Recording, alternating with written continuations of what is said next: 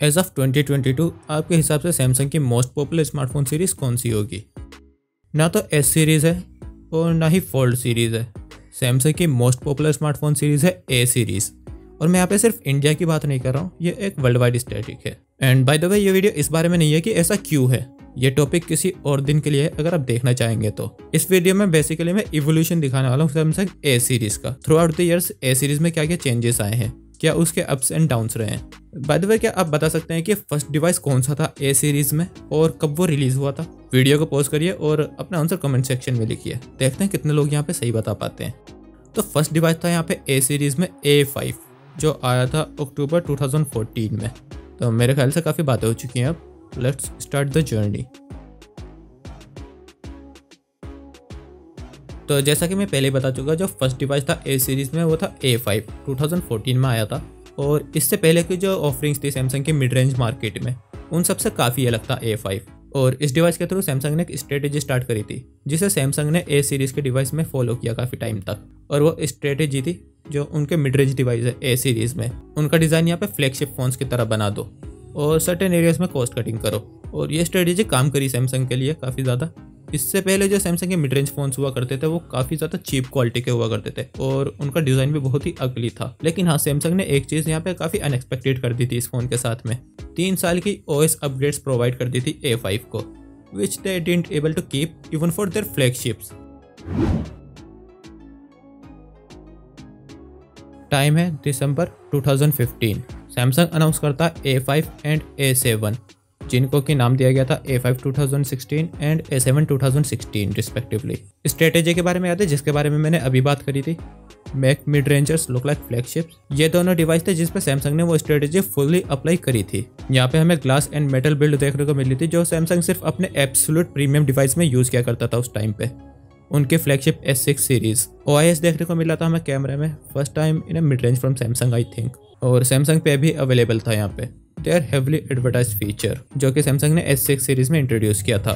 तो पहली बार ऐसा हो रहा था कि जो फीचर सिर्फ फ्लैगशिप एक्सक्लूसिव माने जाते थे वो यहाँ पे मिड रेंज में देखने को मिल रहे थे। और इस बार यहाँ पे 3 फोन्स थे ए सीरीज में, A3, A5 and A7। A5 यहाँ पे सबसे ज़्यादा अपीलिंग था सीरीज में।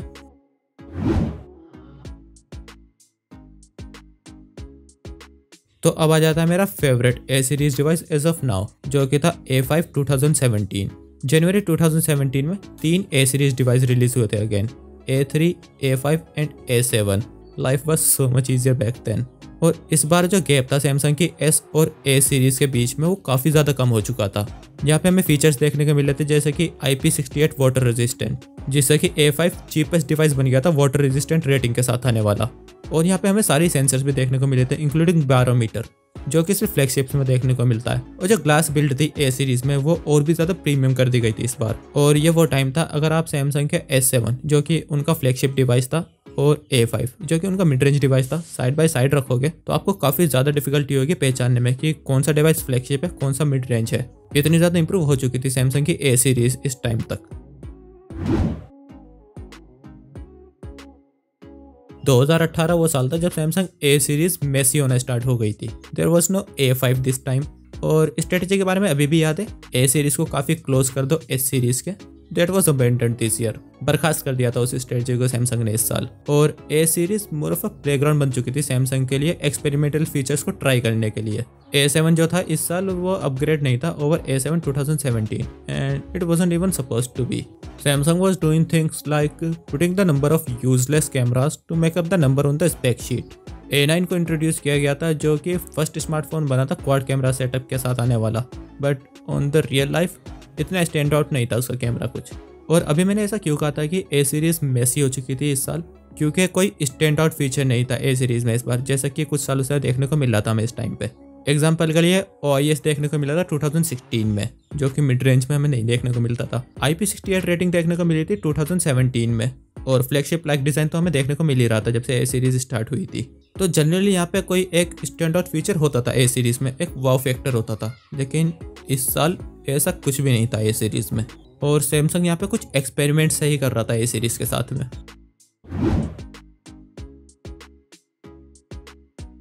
Situation becomes even worst this year.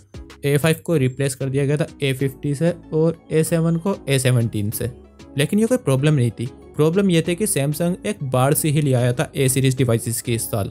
Customers को काफ़ी कंफ्यूज कर दिया था राइट चॉइस के लिए।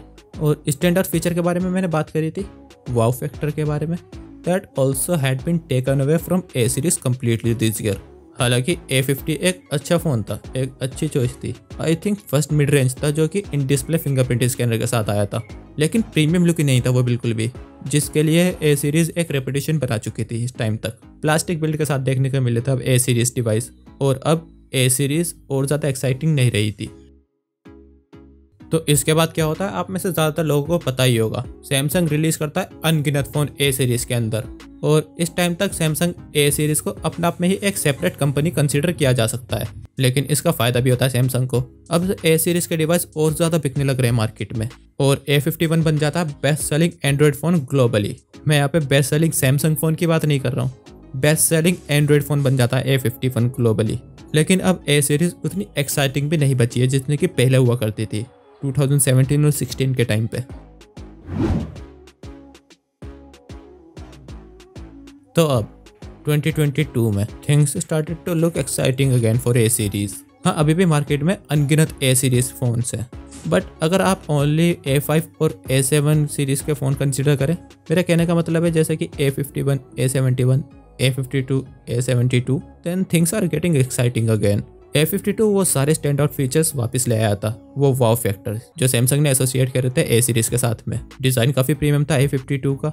याद है 2016 में OIS देखने को मिला था मैं A5 में, और 2017 में वाटर रेजिस्टेंट रेटिंग।